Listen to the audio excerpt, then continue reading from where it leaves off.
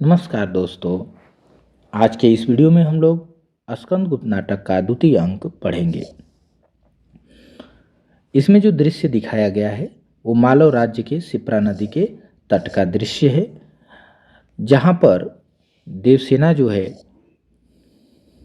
देवसेना मौजूद है और बोलती है कि इस पृथ्वी पर है और अवश्य है। कह रहे हैं कि इसी पृथ्वी पर है और अवश्य है। तो विजया बोलती है कि कहाँ राजकुमारी, कहाँ है? संसार में छल, प्रवंचना और हत्याओं को देखकर कभी कभी मान ही लेना पड़ता है कि यह जगत ही नरक है, कि तग्नता और पाखंड का साम्राज्य यही है। छीना झपटी, नोच खरोच, खसोट, मुंह में से आधी रोटी छीनकर भागने वाले विकट जीव यही तो हैं। शमशान के कुत्ते से भी बढ़कर मनुष्यों की पतित दशा है। तो देवसेना कहती है, पवित्रता की माप है मलिनता। पवित्रता की अगर कोई माप है तो वो मलिनता ही है। अगर कहीं नहीं रहेगी तो पवित्रता कैसे आप जान पाएंगे कि ये चीज़ पवित्र है? फिर कह रहे हैं सुख का आलोचक है दुख। अगर दुख नहीं होगा तो आपको कैसे पता चलेगा ये वाला चीज़ जो है ये सुखदायक है? फिर पुण्य की कसौटी है पाप। अगर पाप नहीं होगा तो कैसे जानेंगे कि पुण्य क्या है? विजया कहती है कि पवित्र की माप है मलिनता और सुख का आलोचक है दुख, पुण्य की कसौटी है पाप। विजया से बोलती है देवसेना और बोलती है आकाश के सुंदर नक्षत्र आंखों से केवल देखे ही जाते हैं। आकाश के सुंदर नक्षत्र आंखों से केवल देखे ही जाते हैं। वे कुसुम कोमल हैं कि वज्र कठोर हैं, कौन कह सकता है? कह रहा है कि ये जो नक्षत्र आपको दिखाई देते हैं बड़े कोमल सा आकाश में सुंदर दिखाई देते हैं, लेकिन वे कौन जान सकता है कि कुसुम कोमल है यानी फूलों की तरह कोमल है या फिर वज्र के समान कठोर है? कौन कह सकता है ये बात? उसे केवल देखा ही जा सकता है। आकाश में खेलती हुई कोकिल की करुणामयी तान का कोई रूप है या नहीं, उसे देख नहीं पाते। शतदल और पराजित का सौरभ बिठा रखने को वस्तु नहीं, परंतु संसार में ही नक्षत्र से उज्जवल किंतु कोमल स्वर्गीय संगीत की प्रतिमा तथा अस्थाई कीर्ति सौरभ वाले प्राणी देखे जाते हैं। उन्हीं से स्वर्ग का अनुमान कर लिया जा सकता है। विजया बोलती है होंगे परंतु मैंने नहीं देखा। होंगे लेकिन मैंने तो नहीं देखा। देवसेना बोलती है तुमने सचमुच कोई ऐसा व्यक्ति नहीं देखा यहाँ? क्या तुमने सचमुच ऐसा कोई व्यक्ति नहीं देखा? विजया बोलती है नहीं तो। देवसेना समझ कर कहो। विजया हाँ समझ लिया और समझ कर ही बोल रही हूँ कि नहीं देखा। देवसेना क्या तुम्हारा हृदय कहीं पराजित नहीं हुआ? क्या तुम्हारा हृदय किसी को देख कर के या किसी तरह पराजित नहीं हुआ? विजया विचार कर कहो। हे विजया तुम सोच कर थोड़ा बताओ, किसी असाधारण महत्व से तुम्हारा उदंड हृदय अभिभूत नहीं हुआ? यदि हुआ है तो वही स्वर्ग है। अगर कहीं भी तुम्हारा हृदय पराजित हुआ है तो समझ लो वही स्वर्ग है, जहाँ हमारी सुंदर कल्पना आदर्श का नीड़ बन करके विश्राम करती है। वही स्वर्ग है, वही बिहार है। बिहार का वही प्रेम करने का स्थल स्वर्ग है और वही इसी लोक में मिलता है। जिसे नहीं मिला वह इस संसार में अभागा है, और जिसे ये चीज़ नहीं मिली वो इस संसार में अभागा है। विजया बोलती है तो राजकुमारी मैं एक बात कह दूं? देवसेना हाँ हाँ तुम्हें कहना ही होगा। विजया मुझे तो आज तक किसी को देखकर हारना नहीं पड़ा। विजया कह रही कि मुझे तो आज तक किसी को देखकर हारना ही नहीं पड़ा। हाँ एक युवराज के सामने मन ढीला हुआ। हाँ थोड़ा सा मेरा एक युवराज को देख करके मेरा मन थोड़ा सा ढीला हुआ, परंतु मैं उसे कुछ राजकीय प्रभाव भी कहकर टाल दे सकती हूँ। पर मैं राज का कुछ प्रभाव कह करके उसे भी टाल सकती हूँ। देवसेना कहती है नहीं विजया, वह टालने से बहला देने से नहीं हो सकता। तुम भाग्यवती हो। देखो यदि वह स्वर्ग तुम्हारे हाथ लगे वही स्वर्ग है, और यदि तुम्हारे हाथ वो लग गया सामने देखकर, अरे लो यह युवराज आ रहे हैं, हम लोग हट चले, हम लोग हट जाते हैं, युवराज भी आ रहे हैं, बीच में ही बात छोड़ देती है और दोनों जाती हैं। स्कंदगुप्त का प्रवेश होता है। पीछे चक्रपालित, पीछे से जो है चक्रपालित है। चक्रपालित के बारे में हम बता दें आप लोगों को। चक्रपालित जो है मालव मालव कह रहे हैं पड़दत्त का पुत्र है, जो कुमारगुप्त के राज दरबार में रहता है। और स्कंदगुप्त के जो स्कंदगुप्त जहाँ का युवराज है, वहाँ का जो सेनापति है वो पड़दत्त है, और उसी का जो पुत्र है वो चक्रपालित है। तो पीछे से चक्रपालित भी आता है और स्कंदगुप्त का प्रवेश होता है, उसके पीछे पीछे चक्रपालित भी आता है। स्कंदगुप्त बोलता है, विजय का क्षणिक उल्लास हृदय की भूख मिटा देगा। कह रहा है कि ये विजय का जो क्षणिक उल्लास है, क्षण भर के लिए जो उल्लास हुआ, आनंद हुई, खुशी हुई, वो भूख मिटा देगा। कभी नहीं, कभी नहीं। वीरों का भी क्या ही व्यवसाय है, वीरों का भी क्या ही व्यवसाय है, क्या ही उन्मत्त भावना है। चक्रपालित, संसार में जो सबसे महान है वह क्या है? त्याग है कि त्याग का ही दूसरा नाम महत्व है? प्राणों का मोह त्याग करना वीरता का रहस्य है। प्राणों का ही मोह त्याग देना वीरता का रहस्य है। चक्रपालित कहता है, युवराज, संपूर्ण संसार कर्मण्य वीरों की चित्रशाला है।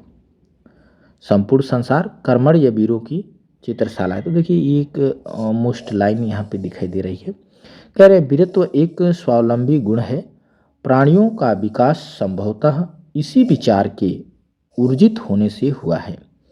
जीवन में वही तो विजयी होता है जो दिन रात युद्धस्व विगत ज्वर का शंखनाद सुना करता है। स्कंदगुप्त बोलता है कि चक्रपालित को बोलता है कि चक्र, ऐसा जीवन तो विडंबना है।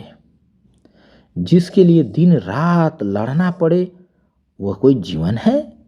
आकाश में जब शीतल शुभ्र सरल शशि का विलास हो, तब भी दांत पर दांत रखे, मुट्ठियों को बांधे हुए, लाल आंखों से एक दूसरे को घूरा करे।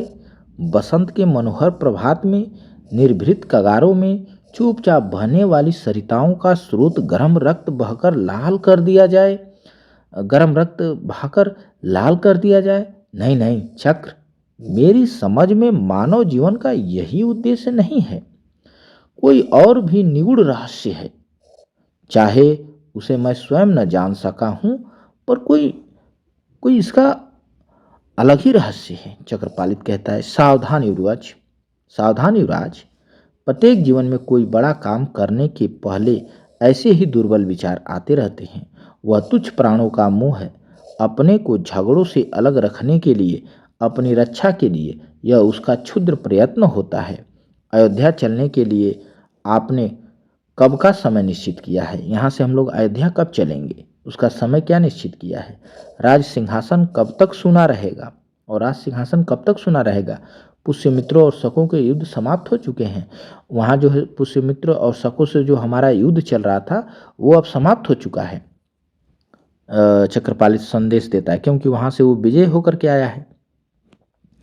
तो स्कंदगुप्त कहता है, तुम मुझे उत्तेजित कर रहे हो। चक्रपालित कहता है, हाँ युवराज, मुझे यह अधिकार है कि मैं आपको उत्तेजित करूँ। स्कंदगुप्त कहता है, नहीं चक्र, अश्वमेध पराक्रम स्वर्गीय सम्राट कुमारगुप्त का आसन मेरे योग्य नहीं है। तो स्कंदगुप्त कहता है कि अश्वमेध पराक्रम स्वर्गीय सम्राट कुमारगुप्त, उसको पता चल गया कि कुमारगुप्त अब नहीं रहे हैं, तो उनकी जगह जो है जो राज सिंहासन है वो सुना है। तो चक्रपालित कहता है कि कब तक सुना रहेगा युवराज, चलिए वहाँ पर उसको संभालिए। तो ये कहता है कि नहीं चक्र, अश्वमेध पराक्रम स्वर्गीय सम्राट कुमारगुप्त का जो आसन है वो मेरे योग्य नहीं है। मैं झगड़ा करना नहीं चाहता, मुझे सिंहासन नहीं चाहिए। पूर्वगुप्त को रहने दो, पूर्वगुप्त को ही रहने दो, मेरा अकेला जीवन है, मुझे छोड़, मुझे। तो चक्रपालित कहता है, यह नहीं होगा। यदि राज्य शक्ति के केंद्र में ही अन्याय होगा, यदि जहाँ राज्य की शक्ति है वहीं अगर अन्याय होगा, तो फिर समग्र राष्ट्र अन्यायों की क्रीड़ा स्थल हो जाएगी। तब तो पूरा राज्य ही अन्यायों की क्रीड़ा स्थल ही हो जाएगी। आपको सबके अधिकारों की रक्षा के लिए अपना अधिकार सुरक्षित करना ही पड़ेगा। कह रहे कि आपको सबको अधिकारों को बचाने के लिए आपको खुद का अधिकार सुरक्षित करना ही पड़ेगा। चर का आना, कुछ संकेत करना, दोनों का प्रस्थान, देवसेना और विजया का प्रवेश। कह रही कि एक चर आता है और कुछ संकेत करता है, और जब संकेत करता है तो स्कंदगुप्त और चक्रपालित दोनों चले जाते हैं, और जब चले जाते हैं तो फिर देवसेना और विजया का क्या होता है, प्रवेश होता है। विजया कहती है, यह क्या राजकुमारी, युवराज तो उदासीन है। यह क्या राजकुमारी, ये तो युवराज उदासीन है। देवसेना बोलती है, हाँ विजया, युवराज की मानसिक अवस्था कुछ बदली हुई लगती है। विजया बोलती है, दुर्बलता इन्हें राज्य से हटा रही है। इनकी जो दुर्बलता है वो राज्य इनको करने नहीं दे रही है, उनको राज्य से हटा रही है इनकी दुर्बलता। देवसेना बोलती है, कहीं तुम्हारा सोचा हुआ युवराज के महत्व का पर्दा तो नहीं हट रहा है क्या विजया? वैभव का अभाव तुम्हें खटकने तो नहीं लगा है? विजया बोलती है, राजकुमारी, तुम तो निर्दय वाक्य बाणों का प्रयोग कर रही हो। तुम तो निर्दय वाक्य बाणों का प्रयोग कर रही हो। देवसेना, नहीं विजया, बात ऐसी नहीं है। धनवानों के हाथ में माप ही एक है। धनवानों के हाथ में एक ही माप है, एक ही माप से वो सबको मापते हैं। वह विद्या, सौंदर्य, बल, पवित्रता और तो क्या हृदय भी उसी से मापते हैं। वह माप है उनका ऐश्वर्य। वो केवल ऐश्वर्य से सभी कुछ को माप लेते हैं। विद्या को भी ऐश्वर्य से ही मापते हैं, सौंदर्य को भी ऐश्वर्य से मापते हैं, बल को भी ऐश्वर्य से मापते हैं, पवित्रता को भी ऐश्वर्य से मापते हैं कि जिसके पास ऐश्वर्य है, ऐश्वर्य का साधन है, वो पवित्र है। जिसके पास ऐश्वर्य का साधन है वो बलवान है। बात समझ में? यानी धन, ऐश्वर्य। विजया कहती है, परंतु राजकुमारी, इस उदार दृष्टि से तो चक्रपालित क्या पुरुष नहीं है? अवश्य, वीर हृदय है, प्रशस्त वक्ष है, उदार मुखमंडल है उनका। तो विजया कहती है, किसके लिए? चक्रपालित के लिए। तो देवसेना बोलती है, और सबसे अच्छी एक बात है, तुम समझती हो कि वह महत्वाकांक्षी है। उसे तुम अपने वैभव से क्रय कर सकती हो। तुम उसे अपने वैभव से क्रय कर खरीद सकती हो। भाई, तुमको लेना है तुम स्वयं समझ लो। अगर तुम्हें चाहिए, तुम्हें को चाहिए, तुमको लेना है, तुम समझो, मेरी दलाली नहीं चलेगी। विजया कहती है, जाओ राजकुमारी। देवसेना, एक गाना सुनोगी? देवसेना कहती है, एक गाना सुनोगी तो बताओ, सुना दो। तो देवसेना अब दूसरा गाना के लिए कर रही है, एक गाना गा चुकी है। विजया कहती है, महारानी खोजती होंगी, अब चलना चाहिए, गाना छोड़ो, महारानी हम लोगों को खोज रही होंगी। देवसेना कहती है, तब तुम अभी प्रेम करने का, मनुष्य फंसाने का ठीक सिद्धांत नहीं जानती हो। देवसेना कहती है, तब तुम्हें एक बात बता दूं कि तुम अभी प्रेम करना नहीं जानती हो, मनुष्य फंसाने का और ठीक सिद्धांत नहीं जानती हो। ये सब कुछ तुम्हें नहीं आता है। विजया कहती है कि क्या? देवसेना कहती है, नए ढंग के आभूषण, सुंदर वसन यानी सुंदर कपड़े, भरा हुआ यौवन, यह सब तो चाहिए ही, परंतु एक वस्तु और चाहिए। सुपुरुष को वशीभूत करने के पहले चाहिए एक धोखे की टट्टी। अब कह रही कि सुंदर पुरुष को अपने वशीभूत करना है तो उसके लिए एक चाहिए धोखे की टट्टी। मेरा तात्पर्य है एक वेदना अनुभव करने का चाहिए, एक विह्वलता का अभिनय उसके मुख पर इसका अभिनय हो, जिससे कुछ आड़ी तिरछी रेखाएं मुख पर पड़े और मूर्ख मनुष्य उन्हीं को लेने के लिए व्याकुल हो जाए, और फिर 2 बूंद गरम आंसू, और फिर उसी पर 2 बूंद गरम आंसू गिरा दो, और इसके बाद एक तान बागेश्वरी की करुण कोमल तान, बिना इसके सब रंग फीका, और उसी पर एक अच्छी सी स्वर ध्वनि गीत कैसी? रोने की ना। विजया कहती है, उस समय भी गान। विजया कहती है, क्या उस समय भी गान? जब आंसू गिरेंगे तो उस समय गान आएगा? देवसेना, बिना गान के कोई कार्य नहीं होता।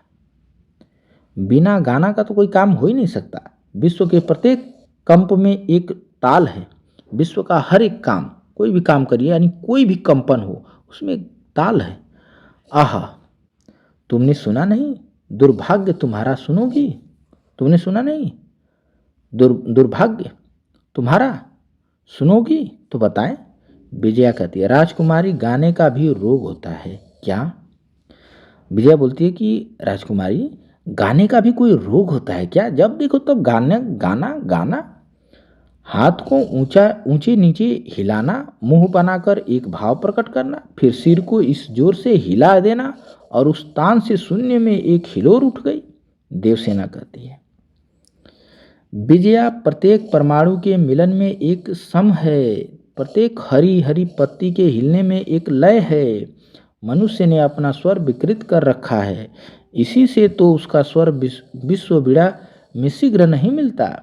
पांडित्य के मारे जब देखो जहाँ देखो बेताल बेसुर बोलेगा। पक्षियों को देखो, उनकी चह चह कल कल छल छल में, काकली में रागनी है, हर चीज में उनके जो है एक गीत है। विजया बोलती है, राजकुमारी क्या कह रही हो? देवसेना, तुमने एकांत टीले पर सबसे अलग शरद के सुंदर प्रभात में फूला हुआ, फूलों से लदा हुआ पारिजात का वृक्ष कभी देखा है? विजया बोलती है, नहीं तो। तब देवसेना कहती है, उसका स्वर अन्य वृक्षों से नहीं मिलता। वह अकेला अपने सौरभ की तान से दक्षिण पवन में कंप उत्पन्न करता है, कलियों को चटकाकर, ताली बजाकर, झूम झूम कर नाचता है। अपना नृत्य, अपनी संगीत वह स्वयं देखता है, उसका कोई नहीं देखने वाला है। वह अकेला रहता है, सुनता है, उसके अंतर में जीवन शक्ति बीड़ा बजाती है। वह बड़े कोमल स्वर में गाता है। क्या गाता है कि घने प्रेम तरु चले, घने प्रेम तरु चले, बैठ छाह लो भाव, आतप से तापित और जले, आतप से तापित और जले, छाया है विश्वास की श्रद्धा सरिता कूल, सिंची आंसुओं से मृदुल है पारगम में धूल। यहाँ कौन जो छले, फूल चू पड़े बातें से भरे हृदय का घाव, मन की कथा व्यथा भरी बैठो सुनते जाओ। कहाँ जा रहे चले, पीलो छवि रस मधुरी, सिंचो जीवन बेल, जीलो सुख से आयु भर यह माया का खेल। मिली स्नेह से गले, घने प्रेम तरु चले।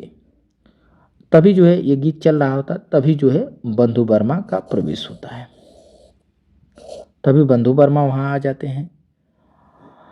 देवसेना बोलती है, संकुचित होती हुई बोलती है, संकुचाती हुई बोलती है कि अरे भैया।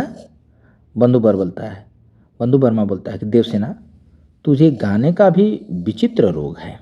बंधु वर्मा कहता है कि देवसेना, तुम्हें हर जगह गाना, हमेशा गाती रहती हो, तुम्हें गाने का भी एक विचित्र रोग लग गया है। देवसेना बोलती है, रोग तो एक न एक सभी को लगा है भैया। मुझे गाने का लगा है, किसी को कुछ का लगा है, परंतु यह रोग अच्छा है। इससे कितने रोग अच्छे किए जा सकते हैं। यह रोग इतना अच्छा है, गाने वाला रोग इतना अच्छा है कि इससे कई रोग अच्छे किए जा सकते हैं। बंधु वर्मा बोलता है, पगली, जा देख युवराज जा रहे हैं, कुसुमपुर से कोई समाचार आया है। देवसेना, तब उन्हें जाना आवश्यक होगा, तब तो उन्हें जाना आवश्यक होगा। भाभी बुलाती हैं क्या?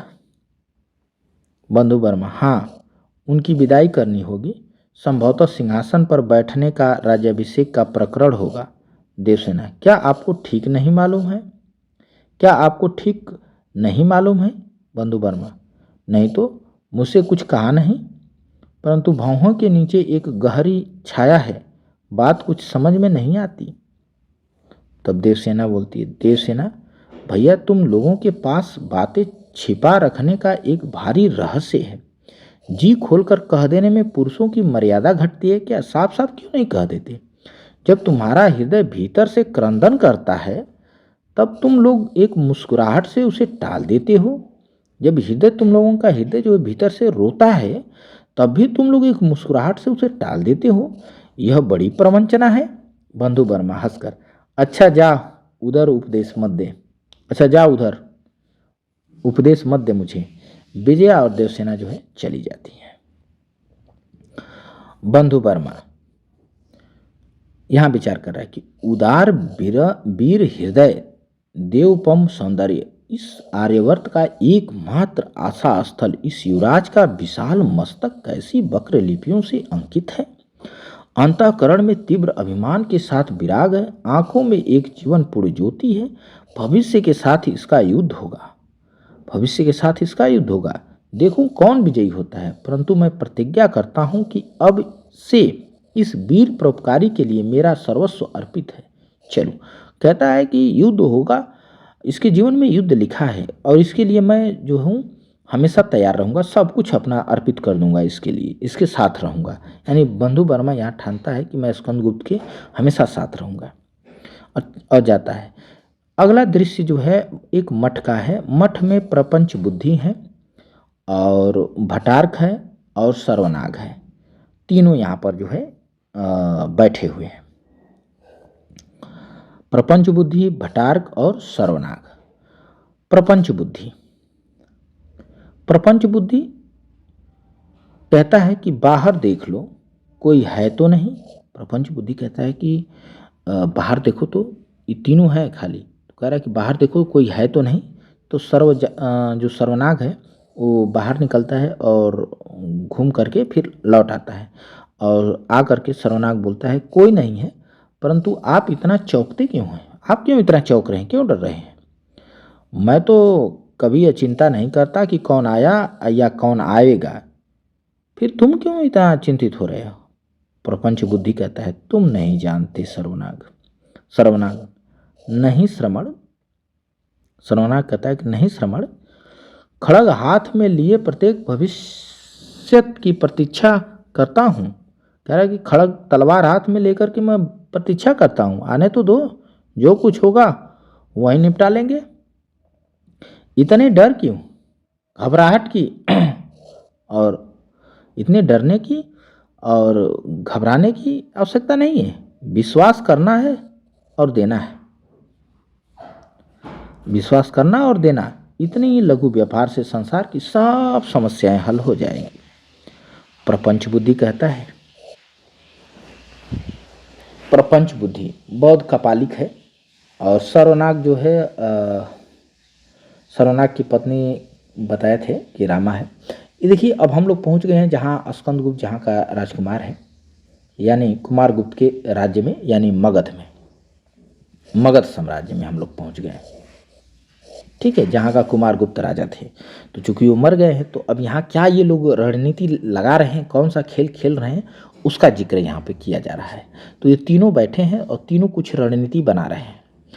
तो सर्वनाग कहता है, प्रपंच बुद्धि कहता है कि प्रत्येक भित्ति के किवाड़ों के कान होते हैं, प्रत्येक दीवालों के और किवाड़ों के भी कान होते हैं। समझ लेना चाहिए, इस बात को समझ लेना चाहिए और देख लेना चाहिए। सर्वनाग कहता है अच्छी बात है, कहिए भटार्क तुम पहले चुप तो रहो। तो भटार्क बोलता है सर्वनाग से कि तुम पहले चुप तो रहो, सुनने तो दो, बीच में बोल रहे हो खाली। सर्वनाग चुप रहने की मुद्रा बनाता है और सर्वनाग जो है चुप रहने की मुद्रा बनाता है कि ठीक है भाई अब मैं चुप हूँ।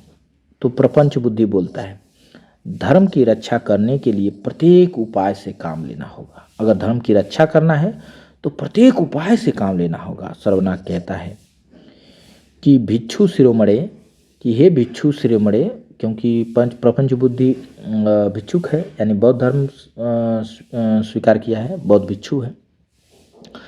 तो सर्वनाग जो है प्रपंच बुद्धि से कहता है कि भिक्षु शिरोमणे वह कौन सा धर्म है जिसकी हत्या हो रही है, बताओ वो कौन सा धर्म है जिसकी हत्या हो रही है। तो प्रपंच बुद्धि कहता है यही हत्या रोकना अहिंसा गौतम का धर्म है, यही हत्या तो रोकना अहिंसा गौतम का धर्म है।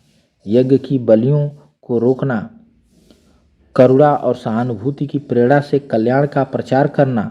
हाँ, अवसर ऐसा है कि हम वह काम भी करें जिससे तुम चौंक उठो, परंतु नहीं, वह तो तुम्हें करना ही होगा, वह तो तुम्हें ही करना होगा। भटार्क बोलता है कि क्या क्या करना होगा। प्रपंच बुद्धि कहता है महादेवी देवकी के कारण राजधानी में विद्रोह की संभावना है।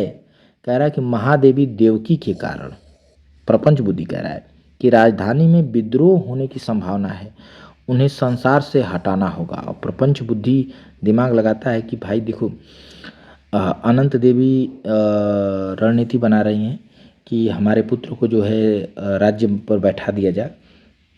तो कहता है कि देवकी जो है विद्रोह करेगी, वो विद्रोह करने की उससे संभावना है कि वो विद्रोह करेगी, तो एक काम करो कि उसे संसार से हटाना होगा। ये प्रपंच बुद्धि उपाय देता है।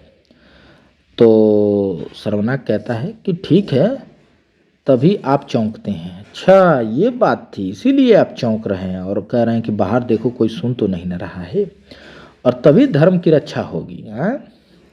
हत्या के द्वार पर हत्या का निषेध कर लेंगे, क्यों? भटार कहता है, ठहरो सर्व, परंतु महास्थवर, क्या इसकी अत्यंत आवश्यकता है? वो कहता है कि ये हत्या करनी यानी देवकी को संसार से हटाना अत्यंत आवश्यक है, जरूरी है। तो प्रपंच बुद्धि कहता है नितांत जरूरी है, बिल्कुल जरूरी है। तब सर्वनाग कहता है बिना इसके काम ही नहीं चलेगा। कह रहा है कि बिना उसको हटाए काम नहीं चलेगा, धर्म ही न प्रचारित होगा। प्रपंच बुद्धि कहता है और यह काम सर्व को करना होगा। और यह काम कौन करेगा? प्रपंच बुद्धि कहता है यह काम सर्वनाग को ही करना होगा। सर्वनाग चौंक जाता है, मुझे? मैं कदापि नहीं कर सकता। तो भटार कहता है शीघ्रता न करो सर्व। भटार को उसको समझाता है कि शीघ्रता न करो सर्व। अब भटार्क को मैं बता दूं, भटार्क जो है ये अनंत देवी का जो है उसके षड्यंत्र में जो है ये बहुत सहयोग करता है, ठीक है। और इसकी माता जो है कमला है, कमला का ये पुत्र है भटार्क। तो कह रहे हैं कि भटार्क कहता है कि शीघ्रता न करो सर्वनाग, भविष्य के सुखों से इसकी तुलना करो, इसकी तुलना भविष्य के सुखों से करो कि अगर उसको हटा देते हैं तो हमारा भविष्य कितना सुखमय बीतेगा। सर्वनाग कहता है नाप तौल मैं नहीं जानता। सर्वनाग कहता है मैं नाप तौल तो नहीं जानता, मुझे शत्रु दिखा दो, मुझे बस शत्रु दिखा दो, मैं भूखे भेड़िए की भांति उसका रक्तपान कर लूँगा। मुझे नाप तौल नहीं आता है, चाहे मैं ही क्यों न मारा जाऊँ, चाहे मैं ही क्यों न मारा जाऊँ, पर मैं टूट पड़ूंगा उस पर। परंतु निरीह हत्या यह मुझे नहीं, परंतु निरीह बेकसूर व्यक्ति की हत्या, जो निर्दोष हो, जो किसी का कुछ बिगाड़ा न हो, ऐसे व्यक्ति की हत्या करना नहीं, मुझसे नहीं होगा। मैं हत्या कर लूँगा, किसकी? शत्रु की। शत्रु दिखा दो, मैं टूट पड़ूंगा उस पर। तो भटार्क बोलता है मेरी आज्ञा, ये मेरी आज्ञा है। सर्वनाग कहता है तुम सैनिक हो, उठाओ तलवार, चलो 2 सहस्त्र शत्रुओं पर हम 2 मनुष्य आक्रमण करें, देखें मरने से कौन भागता है। मैं देखता हूँ कौन भागता है मरने से। सर्वनाग हमेशा तैयार है शत्रुओं पर टूट पड़ने के लिए। कायरता, अबला महादेवी की हत्या, फिर किस प्रलोभन में तुम पिशाच बन रहे हो? एक अबला नारी की हत्या, ये किस प्रलोभन में तुम ये पिशाच बन रहे हो? भाई राक्षस तुम क्यों बन रहे हो? किस किस किस चीज की लालच है? तो भटार्क समझाता है कि सावधान सर्व, इस चक्र से तुम नहीं निकल सकते, या तो करो या मरो, या तो तुम्हें करना होगा या फिर तुम्हें मरना होगा। सर्वनाग से कहता है भटार्क, अगर तुम नहीं करोगे तो तुम्हें मारा जाएगा। मैं सज्जनता का स्वांग नहीं ले सकता, मुझे वह नहीं भाता, मुझे कुछ लेना है वह जैसे मिलेगा। कह रहा है भटार कि मुझे कुछ पाना है, मुझे कुछ लेना है और वो जैसे मिलेगा, तुम्हें मार कर अगर मिलेगा तो तुम्हें मारूंगा, जैसे भी मिले मैं लूँगा। साथ दोगे तो तुम भी लाभ में रहोगे, अगर तुम साथ दोगे हम लोगों का तो तुम भी लाभ में रहोगे। सर्वनाग कहता है नहीं भटार्क, लाभ ही के लिए मनुष्य सब काम करता है, तो पशु बना रहना ही उसके लिए पर्याप्त था, मुझसे यह नहीं होने का। कह रहा है सर्वनाग कहता है कि नहीं भटार्क, लाभ ही के लिए मनुष्य सब काम करता है, कह रहा है कि लाभ ही के लिए अगर मनुष्य सब काम करता तो वो पशु बना रहना ही उसके लिए पर्याप्त था, वो पशु ही बना रह जाता, मनुष्य बनने की उसे जरूरत नहीं थी। अगर मनुष्य बना तो उसके अंदर मनुष्यता होनी चाहिए थी, और मुझसे ये काम नहीं होने वाला। तो प्रपंच बुद्धि यानी सर्वनाग जो है वो जो है गलत काम करना नहीं चाह रहा है, लेकिन भटार्क और प्रपंच बुद्धि दोनों जो है इस पर प्रेशर डाल रहे हैं। प्रपंच बुद्धि कहता है ठहरो भटार्क, मुझे पूछने दो, इससे तुम कुछ न बोलो। क्यों सर्व, तुमने जो यह अस्वीकार किया है वह क्यों? पाप समझकर? क्यों पाप समझकर के अस्वीकार किया कि मैं ये नहीं कर सकता, ये पाप है? सर्वनाक कहता है अवश्य, यही सोचकर कि ये एक महिला का जो निरीह महिला है, अबला महिला है और रानी है, उसकी हत्या करूंगा मैं, ये तो पाप लगेगा। प्रपंच बुद्धि कहता है तुम किस कर्म को पाप नहीं कह सकते? तुम ये बताओ कि किसी कर्म को पाप नहीं कर सकते, कौन सा ऐसा काम है जिसको तुम कहोगे कि ये करूंगा तो पाप नहीं है? वह अपने नग्न रूप में पूर्ण है, पवित्र है, संसार ही युद्ध क्षेत्र है, ये संसार पूरा युद्ध क्षेत्र है, इसमें पराजित होकर शस्त्र अर्पण करके जीने से क्या लाभ? तुम युद्ध में हत्या करना धर्म समझते हो, तुम युद्ध होता है तो तुम हत्या करना अपना धर्म समझते हो, परंतु दूसरे स्थल पर अधर्म क्यों? जब दूसरे जगह जब हत्या होती है तो तुम उसे अधर्म क्यों कहते हो? तो श्रवण कहता है हाँ कहते हैं, अधर्म है, युद्ध युद्ध है, और ऐसे किसी को हत्या करना पाप है। प्रपंच बुद्धि कहता है मार डालना, प्राणी का अंत कर देना, दोनों स्थलों में एक ही सा है। कह रहा है कि मार डालना यानी प्राणी का अंत कर देना, चाहे युद्ध में कर दो या चाहे घरे कर दो, बात एक ही है, दोनों एक ही है। केवल देश और काल का भेद है, केवल स्थान का भेद है और समय का अंतर है, यही ना। श्रवणा कहता हाँ ऐसा ही तो है, उसका समय कुछ दूसरा है, उसका स्थान कुछ दूसरा है, वो कहाँ युद्ध स्थल है, यहाँ कहाँ घर है, यहाँ कौन सा युद्ध हो रहा है? तो प्रपंच बुद्धि कहता है तब तुम स्थान और समय की कसौटी पर कर्म को परखते हो। इसका मतलब कि तुम जो है स्थान और समय के आधार पर कर्म को क्या करते हो? कसते हो, इसी से कर्म के अच्छे बुरे होने की जांच करते हो, और तुम कौन सा कर्म अच्छा है कौन सा कर्म बुरा है, तुम स्थान और समय के आधार पर जांच करते हो इसकी। सर्वनाक कहता है कि तो फिर दूसरा उपाय क्या है, किस विधि से जो है इसको नापा जा सकता है? तो प्रपंच बुद्धि कहता है क्यों नहीं है, हम कर्म की जांच परिणाम से करते हैं। हम कर्म की जांच किससे कर सकते हैं? परिणाम से कर सकते हैं, और यही उद्देश्य तुम्हारे स्थान और समय वाली जांच का भी होगा। तुम परिणाम से जांचो, सर्वनाक कहता है, परंतु जिसके भावी परिणाम को अभी तुम देख न सके उसके बल पर तुम कैसे पूर्व कार्य कर सकते हो? कह रहे हैं कि जिसका परिणाम अभी जो भविष्य में होने वाला है, जिसको तुम देख नहीं सकते हो, उसके आधार पर उसके बल पर तुम कैसे उससे पहले ही कार्य कर सकते हो? तो प्रपंच बुद्धि कहता है आशा पर, उम्मीद पर, और किस पर?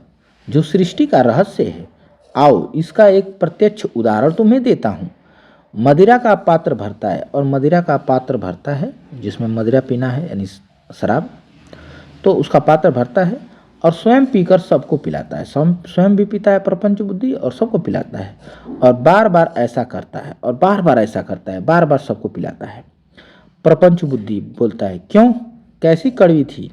और जब पिला देता है सबको तो प्रपंच बुद्धि बोलता है कि अब बताओ क्यों, कितनी कड़वी थी, कैसी कड़वी थी? सर्वनाक का हृदय तक लकीर खींच गई, बड़ी कड़वी थी। तो भटार्क बोलता है परंतु अब तो एक आनंद का स्रोत हृदय में बहने लगा, वो पहले तो कड़वी थी ना। अब भटार्क कहता है कि पहले तो कड़वी थी लेकिन अब तो आनंद का स्रोत हृदय में बह रहा है ना। सर्वनाक कहता है मैं नाचूं और उठना चाहता है, कहता है मजा आ रहा है, अब मैं नाचूं और उठना चाहता है। तो प्रपंच बुद्धि कहता है ठहरो मेरे साथ आओ, और उठकर दोनों नाचते हैं, उठकर दोनों नाचते हैं। अब देखिए मदिरा पिला दिया उसको, तो उठकर दोनों नाचते हैं, और अकस्मात लड़खड़ाकर प्रपंच बुद्धि गिर पड़ता है और चोट लगती है, चोट लग जाती है। भटार कहते हैं अरे रे रे, संभल कर उठता है प्रपंच बुद्धि, संभल कर और उठाता है उसको। तो प्रपंच बुद्धि कहता है कुछ चिंता नहीं, चिंता मत करो। सर्वनाक बड़ी चोट आई, सर्वनाक कहता है कि ज़्यादा चोट लग गई क्या? तो प्रपंच बुद्धि कहता है परंतु परिणाम अच्छा हुआ। कह रहा है कि चोट आई परंतु परिणाम अच्छा हुआ। देखिए ये प्रपंच बुद्धि अपना रणनीतिक गेम खेल रहा है, सर्वनाक को अपनी बातों में लाने की कोशिश कर रहा है। कह रहा है कि कोई बात नहीं, चोट लगी लेकिन परिणाम तो अच्छा हुआ। तुम लोग पर भारी विपत्ति आने वाली थी, कह रहा है कि तुम लोगों पर भारी विपत्ति आने वाली थी। भटाक बोलता वह टल गई क्या? आश्चर्य से देखता है क्या वो जो विपत्ति आने वाली थी वो टल गई क्या? तो सर्वनाक कहता है क्यों सेनापति, टल गई? प्रपंच बुद्धि, उस विपत्ति का निवारण करने के लिए ही मैंने यह कष्ट सहा है। कह रहा है उसी विपत्ति का निवारण करने के लिए तो मैंने ये कष्ट सहा है। मैं तुम लोगों के भूत, भविष्य और वर्तमान का नियामक, रक्षक और दृष्टा हूँ। जाओ, अब तुम लोग निर्भय हो, अब तुम लोग जाओ, निडर हो, निर्भय रहो, उसी के लिए तो मैंने चोट सहा है। भट्टार बोलता है धन्य हो गुरुदेव। भट्टार कहता है कि धन्य हो गुरुदेव। सर्वनाक कहता है आश्चर्य से। भट्टार, शंका न करो, श्रद्धा करो, श्रद्धा का फल मिलेगा। सर्व, अब भी तुम विश्वास नहीं करते? तो सर्वनाक आश्चर्य, कैसे, क्या हो गया, कुछ समझे में नहीं आ रहा है। तो आश्चर्य में है सर्वनाक। तो सर्वनाक बोलता है करता हूँ, जो आज्ञा होगी वही करूँगा। प्रपंच बुद्धि, अच्छी बात है, चलो। सब जाते हैं और धातुसेन का प्रवेश होता है। धातुसेन जो सिंहल का राजकुमार है, जिसका नाम कुमारदास है। देखिए कुमारगुप्त और कुमारदास ये अलग अलग हैं, कंफ्यूज मत होइएगा। कुमारगुप्त राजा था जिसको मार दिया गया है, ठीक है। और धातुसेन जो सिंहल का राजकुमार है, जिसका दूसरा नाम कुमारदास भी है। तो धातुसेन बोलता है, धातुसेन का प्रवेश होता है, बोलता है मैं अभी यहीं रह गया, सिंहल नहीं गया, मतलब अपने गांव नहीं गया, अपने राज्य में नहीं गया, मैं यहीं रह गया। इस रहस्यपूर्ण अभिनय को देखने की इच्छा बलवती हुई। यहाँ जो अभिनय खेला जा रहा है, जो यहाँ गेम प्लान चल रही, जो रणनीति बन रही है, उस रहस्यपूर्ण जो रणनीति चल रही है, उस अभिनय को मैं देखने के लिए अभी जो है मैंने बहुत ज़्यादा मेरी इच्छा थी, इसीलिए मैं सिंहल नहीं गया। परंतु मुदगल तो अभी नहीं आया। परंतु ये मुदगल कहाँ चला गया? अभी नहीं आया। यहीं तो आने को कहा था, यहीं आने को था, लेकिन आया नहीं। देखता है, लो वह आ गया, और चारों ओर देखता है, फिर कहता है लो वह आ भी गया। मुदगल, क्यों भैया तुम ही धातुसेन हो? मुदगल कहता है कि क्यों भैया तुम ही धातुसेन हो? धातुसेन हंसकर, पहचानते नहीं? मुदगल, किसी की धातु पहचानना बड़ा असाधारण कार्य है। कहता है कि किसी के धातु पहचानना बड़ा असाधारण कार्य है। तुम किस धातु के हो? धातुसेन, भाई सोना अत्यंत घना होता है। अब बता रहा है कि सोना का हूँ, ठीक है। तो मजाक की बातें हो रही हैं, क्योंकि बड़ी मजाकिया है ये धातुसेन। तो इसी से जो मिलता है ये मजाक ही करते हैं, इससे मजाक के मूड में ही बोलते हैं, और ये हमेशा मजाक के मूड में रहता है। तो धातुसेन बोलता है भाई सोना अत्यंत घना होता है, बहुत शीघ्र गर्म होता है, और हवा लग जाने से शीतल हो जाता है। मूल्य भी बहुत लगता है उसका। इतने पर भी सिर पर बोझ सा रहता है, और इसके बावजूद भी वो सिर पर बोझ सा रहता है। मैं सोना तो नहीं हूँ। कहता है कि मैं सोना नहीं हूँ, क्योंकि उसकी रक्षा के लिए भी एक धातु की आवश्यकता होती है, लोहा। अब कह रहा है कि अगर मैं सोना तो नहीं हूँ, क्यों? क्योंकि सोना अगर होगा तो सोना की रक्षा के लिए एक धातु की जरूरत पड़ेगी, जो है लोहा। अगर लोहा नहीं रहेगा तो सोना की रक्षा नहीं हो पाएगी। मुदगल कहता है तब तुम लोहे के हो, इसका मतलब कि तुम लोहे के हो। तो धातुसेन बोलता है लोहा बड़ा कठोर होता है। और धातुसेन बोलता है कि भाई लोहा बड़ा कठोर होता है, कभी कभी वो लोहे को भी काट डालता है, और कभी कभी लोहा लोहे को भी काट देता है। ओ भाई मैं तो मिट्टी हूँ, मिट्टी जिसमें सब निकलते हैं, मिट्टी जिसमें से सब निकलते हैं। मेरी समझ में तो मेरे शरीर की धातु मिट्टी है, जो किसी के लोभ की सामग्री नहीं है, जिसकी कोई लालच नहीं करता, और वास्तव में उसी के लिए सब धातु अस्त्र बनकर चलते हैं, और वास्तव में उसी के लिए सब धातु अस्त्र बनकर के चलते हैं, लड़ते हैं, जलते हैं और टूटते हैं, फिर मिट्टी हो जाते हैं। इसीलिए मुझे मिट्टी समझो, धूल समझो। परंतु यह तो बताओ, महादेवी की मुक्ति के लिए क्या उपाय सोचा है? महादेवी को मुक्त कराने के लिए क्या उपाय सोचा है मुदगल?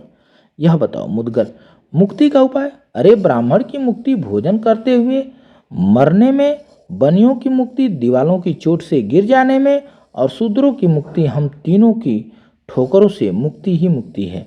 महादेवी जो छत्राणी है, संभवतः उनकी मुक्ति शस्त्र से होगी। धातुसेन, तुमने ठीक सोचा। आज अर्धरात्रि में कारागार में, चूंकि कारागार में वो बंद है, तो कहता है कि आज रात्रि में कारागार में ही। मुदगल बोलता है कुछ चिंता नहीं, युवराज आ गए हैं। चिंता मत करो। मुदगल धीरे से बोलता है कि चिंता मत करो, कुछ चिंता नहीं, युवराज आ गए हैं। धातुसेन, मैं भी प्रस्तुत रहूँगा। तो धातुसेन कहता है कि मैं भी प्रस्तुत रहूँगा, और दोनों जाते हैं और दृश्य बदलता है। दृश्य कहाँ का है? तो देवकी के राज मंदिर का बाहरी भाग है। देवकी के राज मंदिर का ये बाहरी भाग है। तो यहाँ से हम अगले वीडियो में देखेंगे, क्योंकि ये हमारा वीडियो जो है 40 मिनट का हो चुका है। तो दूसरे अंक का ये जो अगला जो ये दृश्य हम लोग पढ़ेंगे देवकी के राज मंदिर का बाहरी भाग का, ये दृश्य हम अगले वीडियो में कवर करेंगे। इस वीडियो में इतना ही। तो मिलते हैं अगले वीडियो में, तब तक के लिए आप सभी लोगों को बहुत बहुत धन्यवाद।